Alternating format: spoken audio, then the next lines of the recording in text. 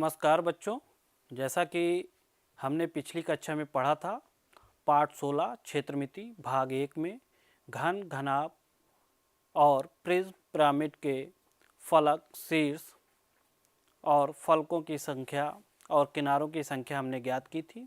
आज हम इस कक्षा में घनाभ और घन के आयतन की अवधारणा एवं सूत्र की सहायता से हम किस प्रकार से आयतन को ज्ञात करते हैं के बारे में पढ़ेंगे।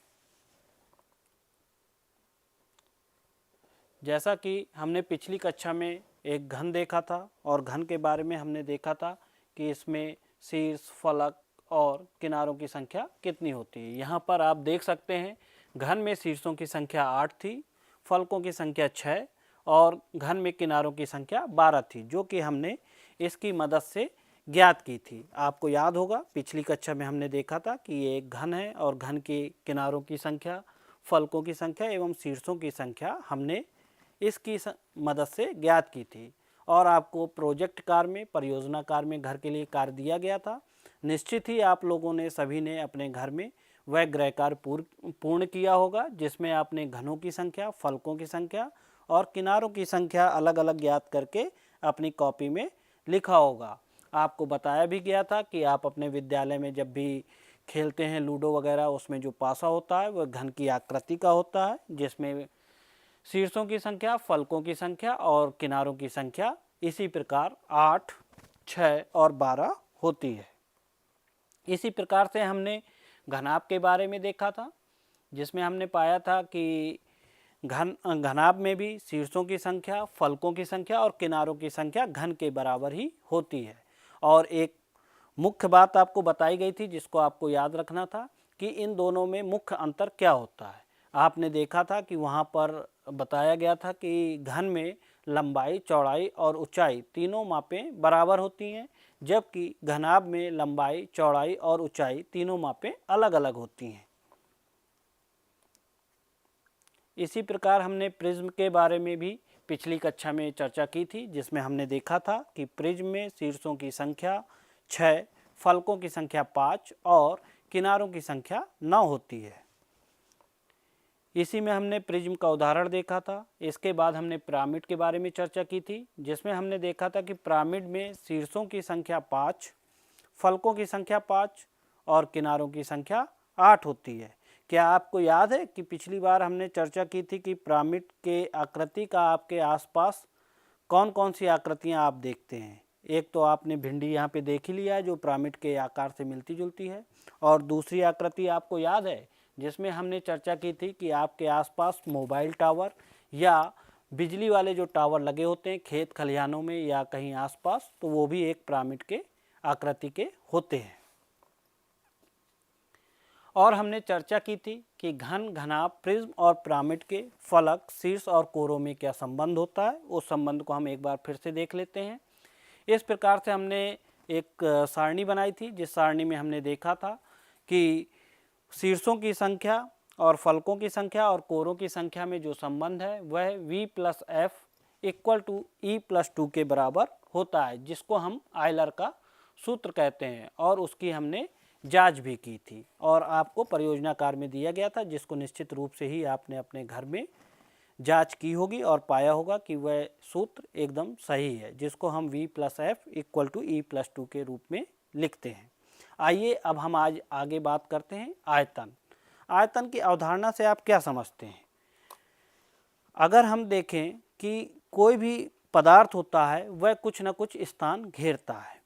अगर हम यहाँ पर बात करते हैं पदार्थ, तो एक कोई भी त्रिविमीय पदार्थ ले सकते हैं या कोई भी आकृति या वस्तु लेते हैं जिसमें लंबाई, चौड़ाई के साथ साथ ऊंचाई होती है, तो उसको हम त्रिविमीय आकृति कहते हैं। जैसे कि अगर आप मेरे हाथ में देखेंगे तो ये एक क्यूबॉइड है, जिसमें आप देखेंगे कि लंबाई भी है, अगर देखा जाए एक चौड़ाई भी आप ले सकते हैं और ऊंचाई भी है, यानी कि इसकी लंबाई, चौड़ाई और ऊंचाई तीनों बराबर हैं, इसलिए हम इसको घन कहते हैं, क्यूबॉइड कहते हैं। लेकिन यह कुछ न कुछ स्थान घेर रहा है। अगर इसको हमें किसी बॉक्स में रखेंगे तो इसके स्थान के बराबर हमें जगह चाहिए होगी, तभी इसको हम उसमें रख सकते हैं। अगर इससे छोटा बॉक्स होगा तो ये उसके अंदर नहीं जाएगा। तो इससे हमें मालूम है कि कोई भी आकृति है जो त्रिविमीय है तो वो कुछ न कुछ स्थान घेरती है। उस स्थान की मात्रा को ही हम उस वस्तु का आयतन कहते हैं।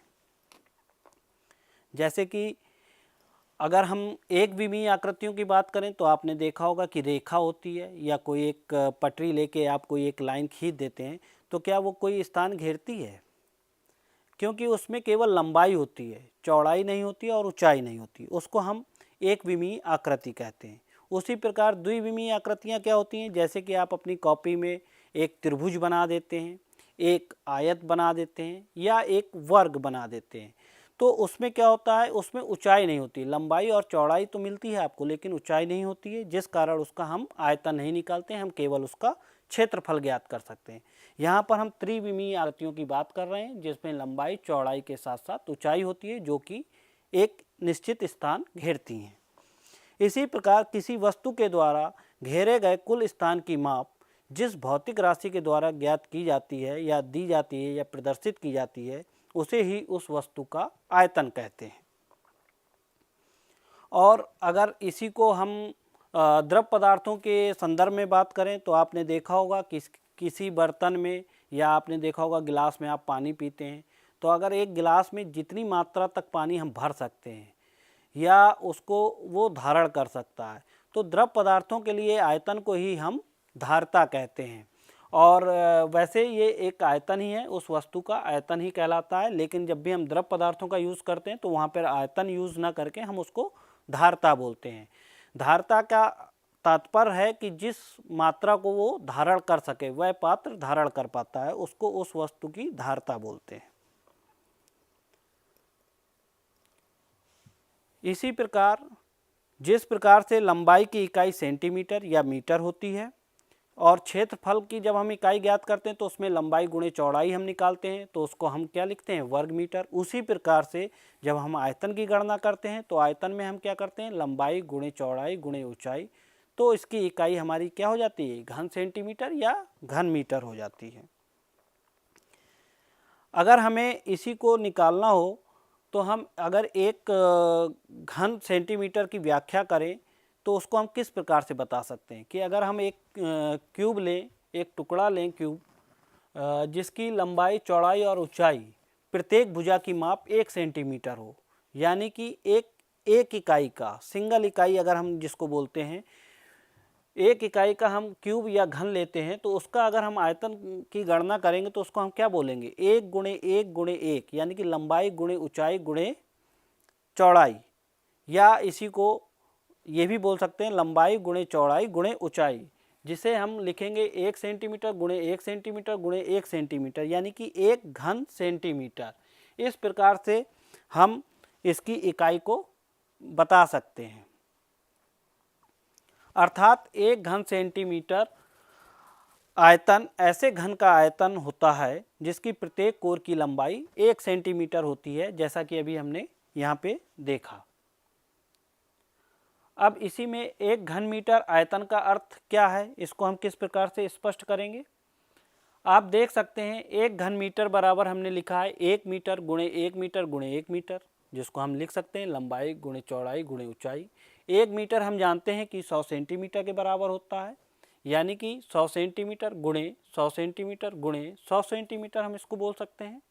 अगर हम इसका गुणा करेंगे तो 1 के आगे 6 जीरो आ जाएंगे, 2 2 4 2 6 और घन सेंटीमीटर, जिसको हम 10 की घात 6 या 10 टू पावर 6 घन सेंटीमीटर बोलते हैं। घन सेंटीमीटर को हम सेमी क्यूब भी लिखा जाता है और इसी प्रकार अगर घन मीटर है तो हम उसको मीटर क्यूब से भी लिख सकते हैं। घन एवं घनाभ के आयतन की गणना करना सूत्र की सहायता से। आइए अब हम इसको एक करके देखते हैं। यहाँ पर अगर आप देखेंगे तो हमने एक साबुन की टिकिया ली हुई है जिसकी लंबाई 8 सेंटीमीटर है, चौड़ाई 4 सेंटीमीटर है और उसकी ऊंचाई 2 सेंटीमीटर है, जैसा कि आप चित्र में देख पा रहे हैं। अगर हम इस साबुन की टिकिया को इसकी ऊंचाई के अनुदिश 2 समान भागों में काट देते हैं, यानी कि 1-1 सेंटीमीटर की ऊंचाई लेकर हम 2 भागों में इसको काट देते हैं, जो कि आपको इस प्रकार से दिखेगी। इसका एक भाग हमको दिख रहा है जिसमें आप देख पा रहे होंगे कि इसकी लंबाई 8 सेंटीमीटर हो गई और चौड़ाई 4 सेंटीमीटर और ऊंचाई 1 सेंटीमीटर, क्योंकि हमने इसको 2 बराबर भागों में ऊंचाई के अनुदिश काट लिया है। यहाँ पर हमको अब साबुन की एक पट्टी दिख रही है। अब इस साबुन की पट्टी को इस प्रकार से हमने काटा था, जो कि अभी हम बता रहे थे। अब इसमें जब हमको एक पट्टी मिल जाती है जिसकी लंबाई 8 सेंटीमीटर है, चौड़ाई 4 सेंटीमीटर और ऊंचाई 1 सेंटीमीटर दिख रही है, अगर हम इसको भी 1-1 सेंटीमीटर के घन के रूप में काट लें अलग अलग, तो हम यहाँ पे देखेंगे कि चौड़ाई के अनुदिश हमको इसके 4 भाग करने होंगे और लंबाई के अनुदिश हमको 8 भाग करने होंगे। जब हम 8 भाग कर देंगे तो ये 1 सेंटीमीटर 1 सेंटीमीटर 1 सेंटीमीटर 1 सेंटीमीटर की 8 टुकड़े हो जाएंगे। और जब हम चौड़ाई के अनुदिश इसको 1 सेंटीमीटर के हिसाब से 4 भागों में काट देंगे तो ये भी 1 सेंटीमीटर 1 सेंटीमीटर 1 सेंटीमीटर 1 सेंटीमीटर इस प्रकार से 4 भाग हो जाएंगे। तो हम इसको अब देखते हैं कि ये कुल कितने हमको टुकड़े प्राप्त होते हैं। तो हमने यहाँ पर लिखा है कि कुल टुकड़े हमको घन के रूप में जो हैं 32 प्राप्त होंगे। इसको हम देखते हैं एक एक करके। इस प्रकार से जब हम इसको काटेंगे तो इस प्रकार से हमारे टुकड़े आपको दिखेंगे। इनको हम गिन लेते हैं। यहाँ पर आपने देखा कि हमने यहाँ पर 16 टुकड़े ये हो गए अलग, और ये ऊपर भी आपके जाएंगे। इस प्रकार से आप इनको गिनकर देख सकते हैं कि यह कुल एक पट्टी को काटने पर हमें 32 टुकड़े प्राप्त होते हैं, यानी कि 16 और 16 32 टुकड़े। अगर आप इसको गिनेंगे तो ये 8, ये 8, ये 8 और ये 8, कुल 8 चौको 32 टुकड़े हो गए हैं। अब हमारे पास साबुन की टिकिया की कुल 2 पट्टियाँ थी। हमने अभी एक पट्टी का देखा था कि एक पट्टी में हमको कुल 32 टुकड़े मिले हैं। तो इस प्रकार से हम अगर साबुन का आयतन ज्ञात करना चाहेंगे तो हम क्या करेंगे, साबुन का आयतन बराबर 2 गुणे साबुन की एक पट्टी का आयतन, यानी कि हम इसको क्या लिख सकते हैं, 2 गुणे 32 घन सेंटीमीटर। अब 2 गुणे हम 32 जब करेंगे तो हमको 32 को भी हम गुणनखंड की विधि से लिख सकते हैं 4 गुणे 8, जो कि 32 के बराबर है, यानी कि 2 गुणे 4 गुणे 8 घन सेंटीमीटर। इसी को हम दोबारा से अरेंज करके लिखते हैं तो हम इस प्रकार से भी लिख सकते हैं 8 गुणे 4 गुणे 2 घन सेंटीमीटर, क्योंकि इससे इसके मान में कोई परिवर्तन नहीं होगा। अब अगर हम इसको ध्यान से देखें तो 8 हमारी लंबाई थी, 4 हमारी चौड़ाई थी और 2 हमारी ऊंचाई थी। इस प्रकार से हम इसको लिख सकते हैं लंबाई गुणे चौड़ाई गुणे ऊंचाई। इस प्रकार हमने देखा कि घनाभ के आयतन का जो सूत्र है वह है लंबाई गुणे चौड़ाई गुणे ऊंचाई, और घन इकाई जो भी इसकी इकाई होगी वो घन के साथ लिख दी जाएगी। अगर हम लंबाई को L से, चौड़ाई को B से और ऊंचाई को S से डिनोट करते हैं तो हम देखते हैं कि इसको हम शॉर्टकट रूप में या छोटे संक्षिप्त रूप में हम लिख सकते हैं L गुणे B गुणे H, जहाँ पर L हमारी लंबाई है, B हमारी चौड़ाई है और H हमारी ऊंचाई है। अतः लिए गए साबुन का आयतन 8 गुणे 4 गुणे 2 घन सेंटीमीटर, जो कि 64 घन सेंटीमीटर के बराबर है। घन के आयतन के बारे में हम देखते हैं। हम जानते हैं कि घन की सभी भुजाएं बराबर होती हैं, इसलिए यदि घन की भुजा a सेंटीमीटर है तो उसका आयतन हम किस प्रकार से निकाल सकते हैं। जैसा कि आप चित्र में देख पा रहे हैं कि एक ये घन प्रदर्शित हो रहा है जिसमें आपको प्रत्येक भुजा a सेंटीमीटर के बराबर दिख रही है, जिसमें लंबाई चौड़ाई और ऊंचाई a सेंटीमीटर है। हमने घन के आयतन का सूत्र देखा है लंबाई गुणे चौड़ाई गुणे ऊंचाई। तो हम यहाँ पे देखेंगे a सेंटीमीटर गुणे a सेंटीमीटर गुणे a सेंटीमीटर, जिसको हम लिख सकते हैं a गुणे a घन सेंटीमीटर। इसी को हम लिख सकते हैं a क्यूब घन सेंटीमीटर।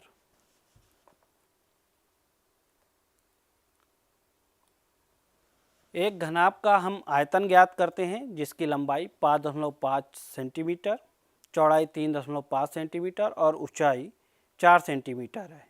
यहाँ पर हम देख पा रहे हैं कि घनाभ की लंबाई 5.5 सेंटीमीटर है और चौड़ाई b 3.5 सेंटीमीटर है और ऊंचाई h 4 सेंटीमीटर है। तो हमें घनाभ का आयतन ज्ञात करने का सूत्र ज्ञात है कि L गुणे B गुणे H होता है, जिसमें हम अब इनके मानों को रखेंगे तो ये हमें प्राप्त होगा 5.5 गुणे 3.5 गुणे 4.0 घन सेंटीमीटर। अब हम इन तीनों का जब गुणा करते हैं तो हमको उत्तर प्राप्त होता है 77 घन सेंटीमीटर। इस प्रकार से हम घनाभ के आयतन की गणना कर लेते हैं। अब हम एक उदाहरण और लेते हैं। आपने देखा होगा आपके घरों में जब भी आप नए जूते लाते हैं तो उसके साथ एक बॉक्स मिलता है जिसमें आपके जूते रखे होते हैं। अगर हम उस जूते के डिब्बे को लें और उसकी लंबाई, चौड़ाई और ऊंचाई को नापें तो यहाँ पे हम देख पा रहे हैं कि इस जूते के डिब्बे की लंबाई 20 सेंटीमीटर, चौड़ाई 10 सेंटीमीटर और जूते के डिब्बे की ऊंचाई 8 सेंटीमीटर है। तो हम जूते के डिब्बे का आयतन ज्ञात करेंगे। चूँकि जूते के डिब्बे की लंबाई, चौड़ाई और ऊंचाई तीनों अलग अलग हैं, अतः हम इसको घनाभाकार आकृति कहेंगे। ये आप देख ही चुके हैं, पहले भी हमने बोला था कि जब भी लंबाई, चौड़ाई और ऊंचाई अलग अलग माप के होते हैं उसको हम घनाभाकार आकृति बोलते हैं। और अगर ये तीनों बराबर होते तो उसको हम क्या बोलते हैं, आप बताएं? घन। बिल्कुल सही आपने बोला। तो यहाँ पे हम देखेंगे डिब्बे का आयतन जब हम निकालेंगे तो लंबाई गुणे चौड़ाई गुणे ऊंचाई करेंगे, जिसमें हमारा 20 सेंटीमीटर गुणे 10 सेंटीमीटर गुणे 8 सेंटीमीटर होगा, जो कि हमारा 1600 घन सेंटीमीटर के बराबर आपको प्राप्त होगा। इसी प्रकार अगर हम एक लूडो का पासा लें जिससे आप लोग खेलते हैं और उस लूडो की पासे की लंबाई अगर हमने देखा कि 2 सेंटीमीटर, चौड़ाई 2 सेंटीमीटर और ऊंचाई 2 सेंटीमीटर है, तो उसका आयतन हम किस प्रकार से निकालेंगे? उसका आयतन निकालने के लिए हम क्या करेंगे, लूडो के पासे का आयतन बराबर क्या होगा, लंबाई गुणे चौड़ाई गुणे ऊंचाई। तो उसमें हम जब मान रखेंगे उसका 2 सेंटीमीटर गुणे 2 सेंटीमीटर गुणे 2 सेंटीमीटर, ये किसके बराबर होगा, हमारा 8 घन सेंटीमीटर। अतः लूडो के पासे का आयतन 8 घन सेंटीमीटर होगा। इसी में अभ्यास प्रश्न के लिए इसको इस प्रकार से भी दिया जा सकता है कि जैसे अभी हमने घन की तीनों भुजाओं की माप दे दी थी, लेकिन वो ये भी बोल सकते हैं कि उस घन का आयतन ज्ञात करिए जिसकी एक भुजा 6 सेंटीमीटर है। तो हम जानते हैं कि घन की तीनों भुजाओं की मापें बराबर होती हैं। तो हम यहाँ पर घन के आयतन की जब गणना करेंगे तो लंबाई गुणे चौड़ाई गुणे ऊंचाई करेंगे, जिसमें हम क्या लिख सकते हैं उसको, भुजा गुणे भुजा गुणे भुजा, यानी कि तीनों भुजाएं बराबर हैं। तो 6 सेंटीमीटर गुणे 6 सेंटीमीटर गुणे 6 सेंटीमीटर बराबर 216 घन सेंटीमीटर। इस प्रकार से हम, इसी प्रकार से अगर इसको हमने अभी घन सेंटीमीटर में देखा था, अगर इसकी इकाई हम बदल देते हैं, सेंटीमीटर की जगह मीटर कर देते हैं, तो मीटर में हम किस प्रकार से करेंगे, घन की प्रत्येक कोर की लंबाई हो गई 6 मीटर, घन का आयतन हम निकालेंगे 1 क्यूब घन मीटर की सहायता से। तो हम यहाँ पर लिखेंगे 6 क्यूब घन मीटर और इसका उत्तर क्या हो जाएगा, 216 घन मीटर। यहाँ पर इकाई केवल बदल जाएगी क्योंकि हमने यहाँ पर इकाई बदली है। इस भाग में हमने क्या क्या सीखा है कि किसी वस्तु द्वारा घेरे गए कुल स्थान की माप को हम उस वस्तु का आयतन कहते हैं और आयतन का मात्रक जो है वो घन सेंटीमीटर, घन मीटर आदि का हम प्रयोग करते हैं। घनाभ के आयतन का सूत्र हमने देखा, लंबाई गुणे चौड़ाई गुणे ऊंचाई, जिसको हम L गुणे B गुणे H घन इकाई, जहाँ L हमारी लंबाई है, B हमारी चौड़ाई है और H हमारी ऊंचाई है। इसी प्रकार हमने घन के आयतन का सूत्र देखा, भुजा गुणे भुजा, जिसको हमने A क्यूब लिखा था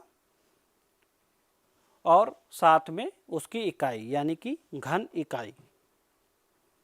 यहाँ पर एक घन के एक कोर और भुजा की लंबाई है। अब हम परियोजना कार्य में आपके लिए एक कार्य है, यानी कि आपका ये प्रोजेक्ट है जिसको आप अपने घर में बनाएंगे या करेंगे। एक घनाभ के आकार का चाय का डिब्बा लीजिएगा और उस डिब्बे की मान लीजिए लंबाई 15 सेंटीमीटर, चौड़ाई 9 सेंटीमीटर और ऊंचाई 6 सेंटीमीटर है। तो उसके आयतन की गणना आपको इस सूत्र की सहायता से ज्ञात करना है। गृह कार्य में आप अपनी पाठ्य पुस्तक के पृष्ठ संख्या 321 एवं 325 पर दिए गए सभी प्रश्नों को हल करेंगे